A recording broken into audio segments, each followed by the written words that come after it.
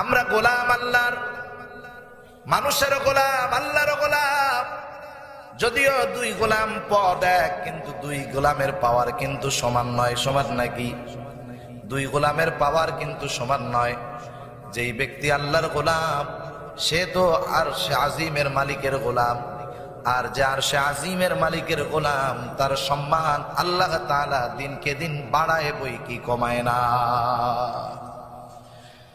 আর যখন কোন মানুষ আল্লাহর খাঁটি গোলাম হয়ে যায়, আল্লাহ রাব্বুল আলামিন জানায় দেয়, ও আমার গোলাম, তুমি যথাযথভাবে আমি আল্লাহর গোলামি করার কারণে একটা সময় তোমার সাথে আমি আমার সম্পর্কটাকে আর একটু উন্নত করে ফেলি।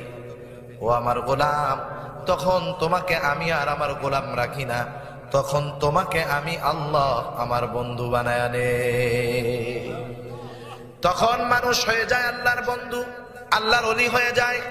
আল্লাহ তাআলা বলেন, আলা ইন্না আউলিয়া আল্লাহি লা খাউফুন আলাইহিম ওয়ালা হুম ইয়াহজানুন।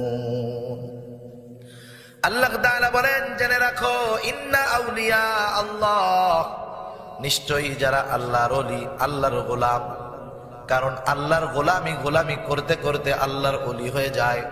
আল্লাহ তাআলা বলেন, যারা আল্লাহর ওলি, যারা আল্লাহর বন্ধু, লা খাউফুন আলাইহিম ওয়ালা হুম ইয়াহজানুন, তাদের ভয়ও নাই, চিন্তাও নাই। সুবহানাল্লাহ বলেন।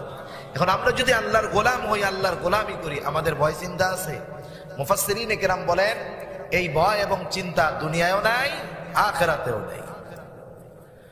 আল্লাহ সুবহানাহু ওয়া তাআলা সেই গোলামি করার জন্য আমাদেরকে সৃষ্টি করেছেন। আল্লাহ তাআলা কত সুন্দর আমাদেরকে জানায় দেন, ও আমার গোলামেরা, আমি তোমাদেরকে সৃষ্টি করেছি আমার দাসত্ব করার জন্য, ইবাদত করার জন্য। এখন ইবাদত যেমন মন চায় তেমন যদি করো, যখন মন চায় তখন যদি করো, ইবাদতের যদি কোনো সৌন্দর্য না থাকে, কোয়ালিটি যদি ঠিক না থাকে, যতই ইবাদত করো না কেন, ওই ইবাদতের দাম আমি আল্লাহ তাআলার কাছে নাই। আল্লাহ তাআলার কাছে গ্রহণযোগ্য হবে ওই আমল, যেই আমল হলো সুন্দর। আল্লাহ তাআলার কাছে গ্রহণযোগ্য হবে সেই আমল, যেই আমল হলো ইখলাসওয়ালা। আমরা দুনিয়ার মধ্যে চোখে দেখতে যেটা সুন্দর সেটাকে সুন্দর মনে করি, কিন্তু আল্লাহ তাআলার কাছে সৌন্দর্য হলো যেটার ইখলাস বেশি, সেটা হলো আল্লাহ তাআলার কাছে সুন্দর বেশি। সেজন্য আল্লাহ তাআলার কাছে পরিমাণ কোনো ফ্যাক্টর নয়। আল্লাহ